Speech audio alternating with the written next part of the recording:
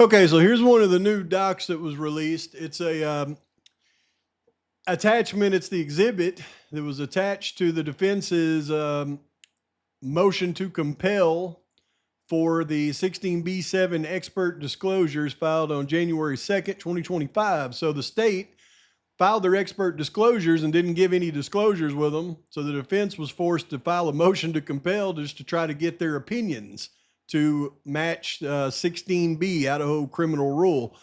Because they're supposed to give them their opinion so they can prepare for trial. But here's what they attached. And I think reading through this and understanding some perspectives around what the state was going to try and what the defense was thinking always lets us in a little bit more on what we need to know about the case. And they start with Daniel Anderson. And Anderson's a toxicologist. Now, we know from future release documents that Anderson was going to testify that Maddie Mogan was so intoxicated she likely couldn't have fought back.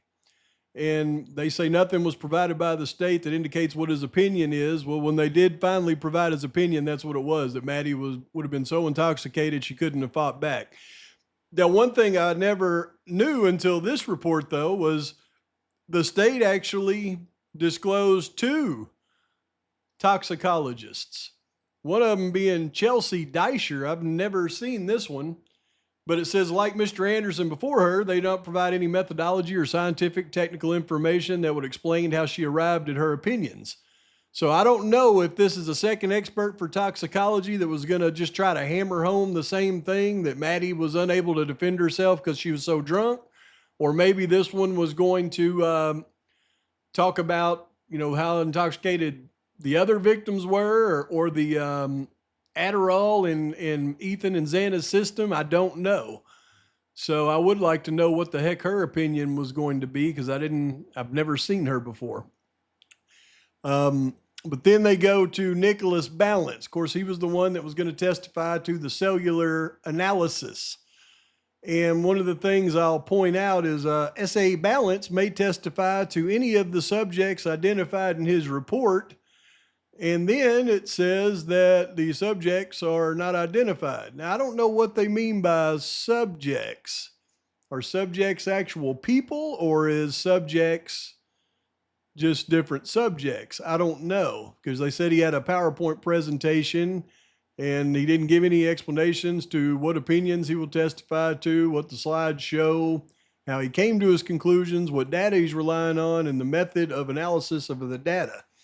But they do specifically mention that he may testify to any of the subjects identified in his report, and what subjects they're talking about. It might just be what subjects as far as all of this, or it might be subjects, actual people. I don't know. With location of records for who, given that over 67 electronic devices and third-party data holders have been disclosed. So that's what makes me think that he was going to be testifying to subjects. What subjects was he going to be testifying to, and who owns all these 67 electronic devices? Interesting. They were okay with the disclosures provided by Heather and Jared Barnhart, and I'll explain why when we get down here to Urig and Tanzola. Shane Cox works for Amazon. It appears the state intends to use him as some sort of records custodian.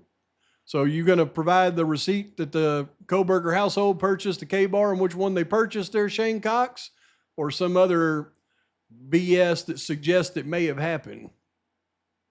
No receipts yet. Michael Douglas.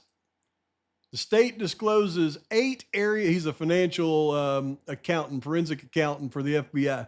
The state discloses 8 areas of financial transactions for 7 people that he'll testify to, but does not explain what those financial transactions are, or what his opinions about those transactions are. And he's listed as the person who will testify about the defendant's Amazon.com click history, which they, of course, say that Koberger clicked on a sheath after the crime but didn't purchase it. Well, maybe Koberger was going through and looking to see what type of weapon may have been used in the crimes as they were running around town telling everybody they found a sheath. All right, so the state was going back and forth. This is what I believe Michael Douglas was going to testify to if they went this route. The state had two routes that they were going to go to try to connect Kohberger to the victims in the most ridiculous way possible. One way would have been through location by Nicholas Balance of different people's devices compared to where Kohberger was, and say, look, they're in the general area. The other route that they may have taken, or they may have tried to do it in conjunction, I don't know, but they were clearly going to try this in their self-authentication of records, but then at one point they said they weren't going to try this in their self-authentication records. So this opinion may have been before they decided not to go this route, but they had all of the purchases and the shopping for Maddie and Bethany and Kaylee, where they were shopping at like the Winco and Marshalls and Target. And on one occasion, I think Kohberger was shopping at Marshall's like an hour and a half before Bethany was, or Maddie was, and that was a way they were going to try to connect them, which they knew they had no way to connect them doing that, but they were going to give it a shot. Then you got Anthony Imel, vehicle identification specialist. He uses forensic audio, video, and image analysis program. And it says, while the defense understands that Imel decided that videos and pictures of a car were a particular make, model, and year of a car, it remains unclear precisely which videos and pictures he relies on for his opinions, which seem to evolve throughout his work on the case and what expanded known information referenced in his report he received on November 26, 2022. So on November 26, 2022 is when in the Imel report it says that he wanted to expand the year models from 2011 to 13 on the white Hyundai Elantra to 2011 to 2016 just to be safe. But then in the same email, he said 5 minutes later, he sent back an email saying, never mind, he didn't like the rear reflectors on the 14 to 16 and to keep it at 11 to 13, which they did up until the point where they got Brian Kohberger's name. So that's exactly what she's talking about right there. Now, this is egregious. Catherine Mabbitt. The defense says, Ms. Mabbitt is an attorney and an elected coroner. She testified at the grand jury as to the wounds on the bodies in this case. She's not a forensic medical examiner, and the testimony the state proffers is beyond her expertise. The opinions provided in the disclosure are not her own. There is no methodology disclosed. The state refers the defense to her grand jury testimony as its expert disclosure. So here's what's crazy. They were going to try to bring Mabbitt in to testify to the wounds on the bodies. Why? Because Mabbitt was testifying on opinions that were not her own. She was going to try to use the words of the pathologist and say that one knife could have been consistent with all the wounds on the victims. I guarantee it. Because down here it says Dr. Veena Singh, the pathologist. Dr. Singh is a forensic medical examiner. Her disclosure is acceptable, but only draws more into question why the state is disclosing Ms. Mabbitt, whose opinions go further than Dr. Singh. I guarantee you that they knew Dr. Singh. Obviously, we now have seen the Singh report, and she wouldn't say too much because she'd have to confirm different knives and different weapons used. So the state was going to try and use freaking Mabbitt to BS Singh's autopsy findings. You got to be freaking kidding me. You're going to bring in Kathy Mabbitt to try to expand on the pathologist's work, and the pathologist wouldn't do it? Give me a break. What a sham. Lawrence Mowry. They disclosed Mowry as an expert in the field of digital forensics generally. We've seen how Mowry testified in the pretrial motion hearing. Mowry was practically a moron.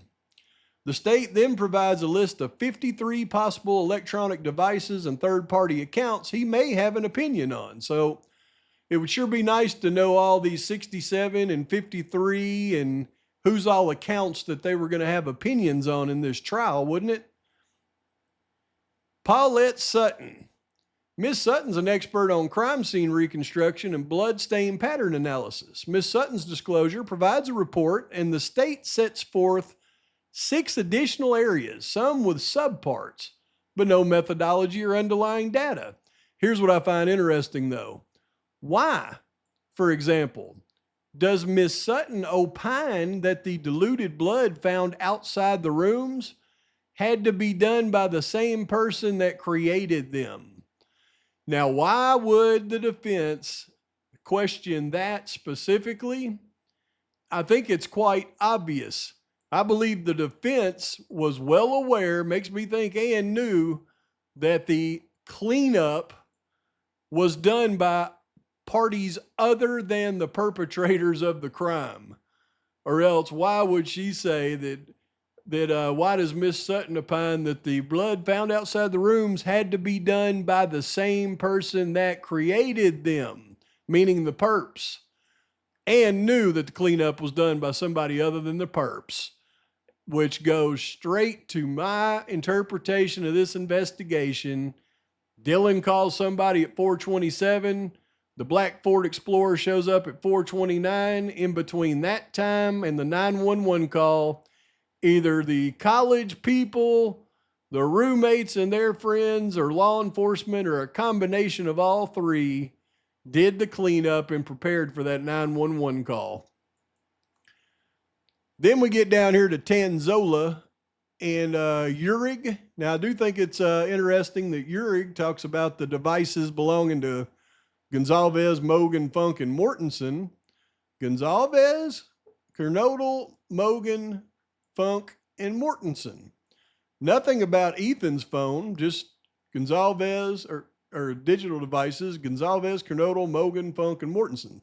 So who knows what he was going to testify about their devices, but we also know that Tanzola, Urig, and those Barnharts up there gave interviews, and what their findings would be about Kohberger's electronic devices. And all of their findings were that there was absolutely no evidence whatsoever on any of the devices, but they may have noticed gaps in data, meaning there could have been something there, but Brian may have erased it. So just because there wasn't anything there doesn't mean that, just because they couldn't find anything doesn't mean that there wasn't evidence there, which in turn proves that Brian Kohberger did it, which blows my ever-loving freaking mind. But just going through some of this stuff here does let us in on just a couple of things that are very important. Like, for example, I believe that the defense team knew the people who cleaned up the crime scene wasn't the perps. And the fact that Kathy Mabbitt was going to try to disclose Dr. Veena Singh's autopsy findings and expand on them beyond what the doctor was willing to do shows that this was a sham of a freaking case. Let me know your thoughts.